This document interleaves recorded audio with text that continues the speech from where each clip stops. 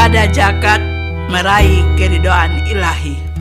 Meraih ridho Allah Subhanahu wa Ta'ala adalah sebuah tujuan utama kita dalam melakukan ibadah. Jika Allah telah ridho kepada kita, maka kita akan senantiasa meraih kasih sayangnya. Agama Islam selalu memperhatikan hubungan hamba dengan penciptanya dan hubungan hamba dengan ciptaan Allah. Zakat merupakan hukum Islam yang kesempurnaan seseorang dalam keimanannya tidak akan tercapai bila dia tidak membayar zakat.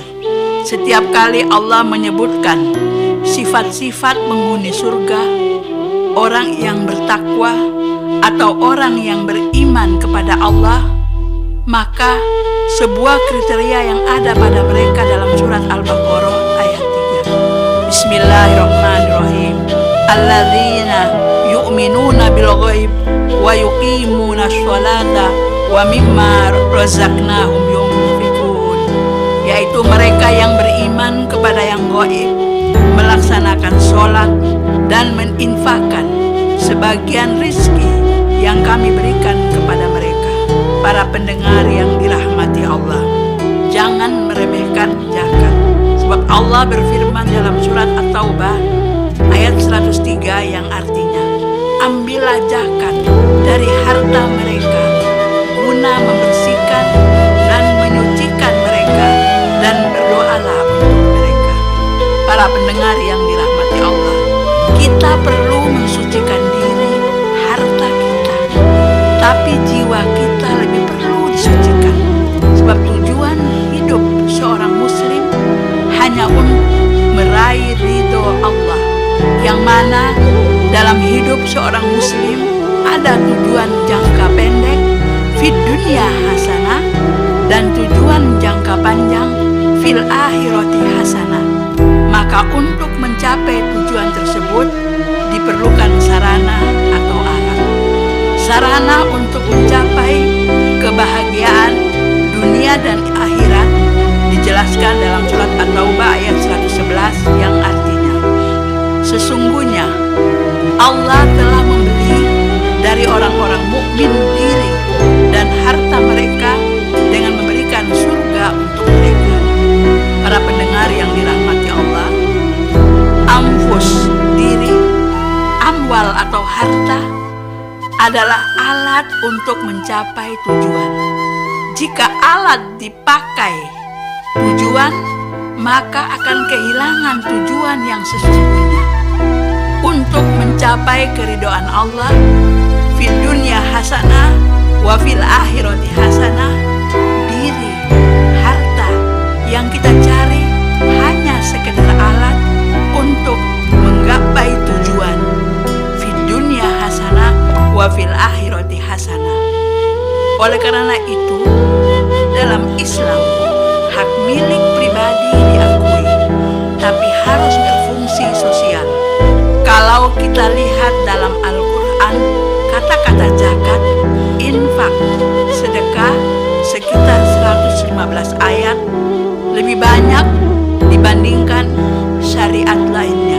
Ini artinya kesalehan sosial tidak kalah nilainya dengan kesolehan pribadi atau ibadah lainnya yang kita lakukan. Imam Al-Ghazali memberikan satu perkara. Kata beliau, jalan orang mendapatkan keridhaan Allah bisa berbeda-beda dari masing-masing orang. Hal apa yang Allah paling cinta untuk diri kita kerjakan, dan hal apa yang paling mendekatkan seseorang kepada Allah di antara kita berbeda-beda. Cara tahunya bagaimana?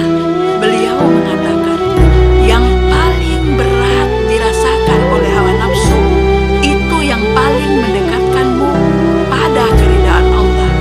Jadi, yang namanya ibadah yang paling disukai Allah Subhanahu wa Ta'ala dari diri kita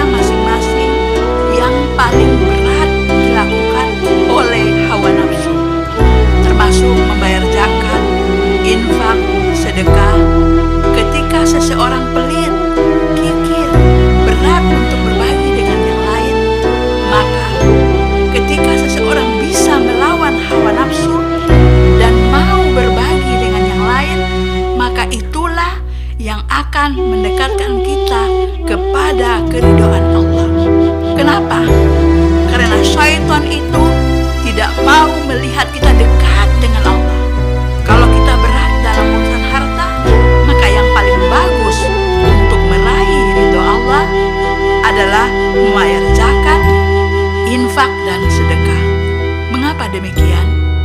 Sebab Rasulullah bersabda, anak Adam berkata, hartaku, hartaku.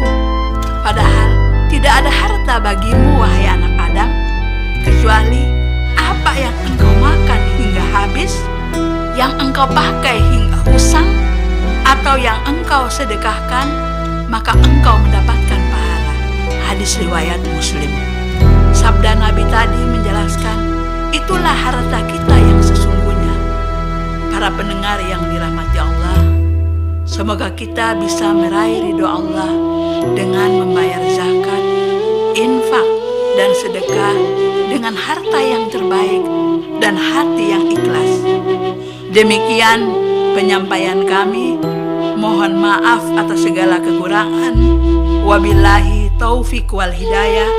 Wassalamualaikum warahmatullahi wabarakatuh.